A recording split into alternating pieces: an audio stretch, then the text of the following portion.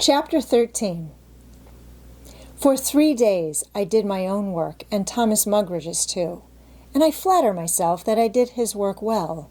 I know that it won Wolf Larson's approval, while the sailors beamed with satisfaction during the brief time my regime lasted. "The first clean bite since I come aboard," Harrison said to me at the galley door as he returned the dinner pots and pans from the forecastle. "Somehow, Tommy's grub always tastes of grease, stale grease, and I reckon he ain't changed his shirt since he left Frisco."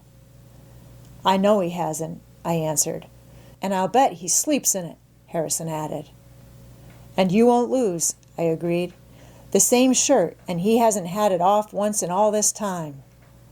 But 3 days was all Wolf Larson allowed him in which to recover from the effects of the beating.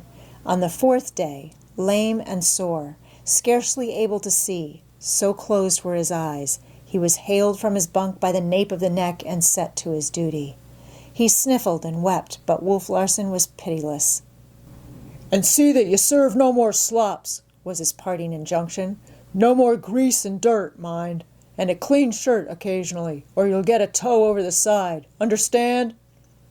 Thomas Mugridge crawled weakly across the galley floor, and a short lurch of the ghost sent him staggering.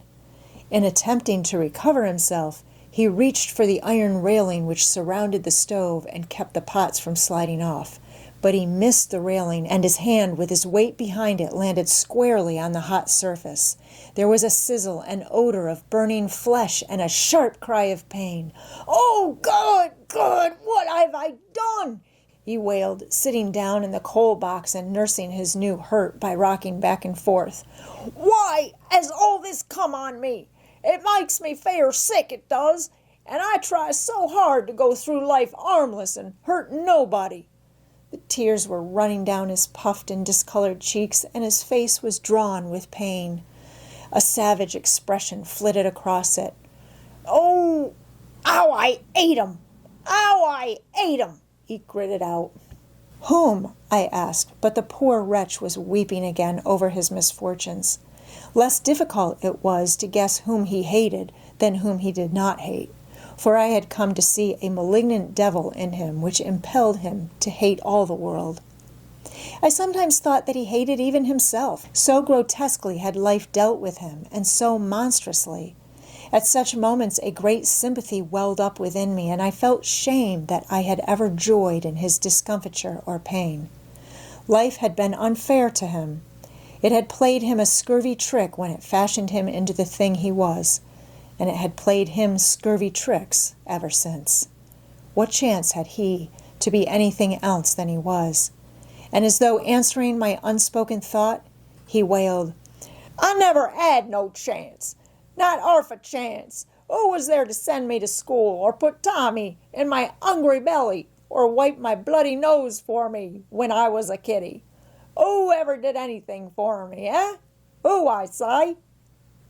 "Never mind, Tommy," I said, placing a soothing hand on his shoulder. "Cheer up. It'll all come right in the end. You've long years before you, and you can make anything you please of yourself." "It's a lie! A bloody lie!" he shouted in my face, flinging off the hand. "It's a lie, and you know it. I'm already made, and made out of leavin's and scraps. It's all right for you, Ump. You was born a gentleman.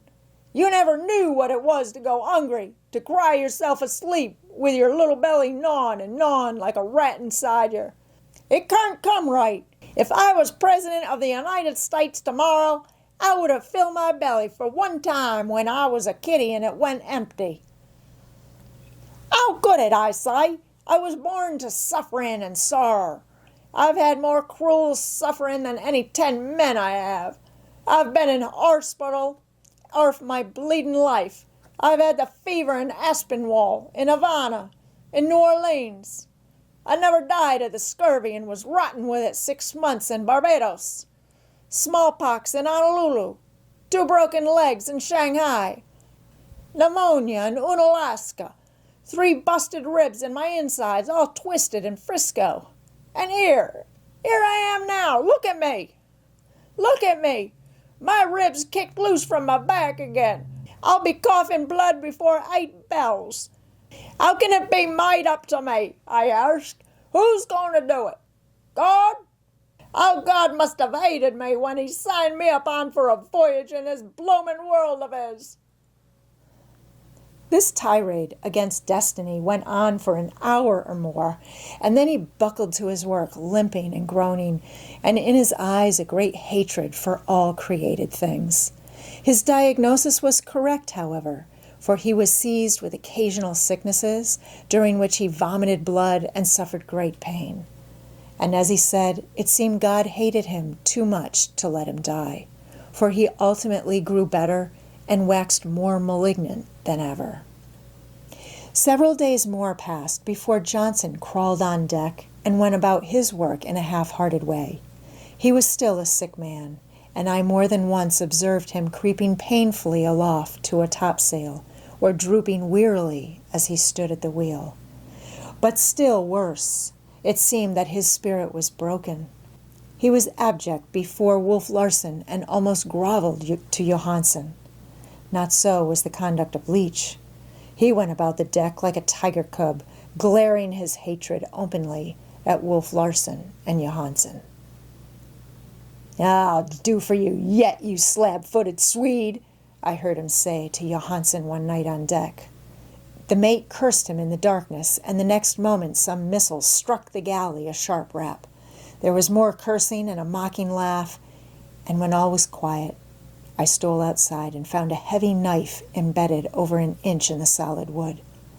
A few minutes later the mate came fumbling about in search of it, but I returned it privily to Leach next day.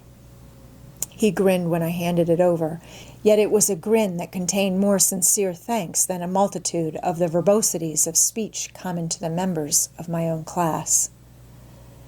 Unlike anyone else in the ship's company, I now found myself with no quarrels on my hands and in the good graces of all. The hunters possibly no more than tolerated me, though none of them disliked me, while Smoke and Henderson, convalescent under a deck awning and swinging day and night in their hammocks, assured me that I was better than any hospital nurse, and that they would not forget me at the end of the voyage when they were paid off. As though I stood in need of their money, I who could have bought them out, bag and baggage, and the schooner and its equipment a score of times over. But upon me had devolved the task of tending their wounds and pulling them through, and I did my best by them. Wolf Larson underwent another bad attack of headache which lasted 2 days. He must have suffered severely, for he called me in and obeyed my commands like a sick child. But nothing could I do seemed to relieve him. At my suggestion, however, he gave up smoking and drinking, though why such a magnificent animal as he should have headaches at all puzzles me. "'Tis the hand of God, I'm telling you," is the way Lewis sees it. "'Tis a visitation for his black-hearted deeds, and there's more behind and coming, or else." "Or else?" I prompted. "God is nodding, and not doing his duty, though it's me as shouldn't say it." I was mistaken when I said that I was in the good graces of all. Not only does Thomas Mugridge continue to hate me, but he has discovered a new reason for hating me. It took me no little while to puzzle it out, but I finally discovered that it was because I was more luckily born than he. Gentleman born, he put it.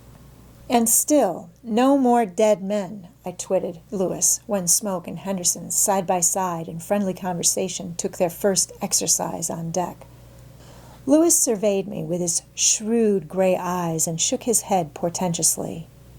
"She's a-comin', I tell you, and it'll be sheets and halyards. Stand by all hands when she begins to howl. I've had the feel of it this long time, and I can feel it now as plainly as I feel the rigging of a dark night. She's close. She's close." "Who goes first?" I queried. "Not fat old Lewis, I promise you," he laughed. "For 'tis in the bones of me I know that come this time next year I'll be gazing in the old mother's eyes, weary with watching of the sea for the 5 sons she gave to it." "What's he been sayin' to yer?" Thomas Mugridge demanded a moment later. "That he's going home some day to see his mother," I answered diplomatically. "I never 'ad one," was the Cockney's comment as he gazed with lusterless, hopeless eyes into mine.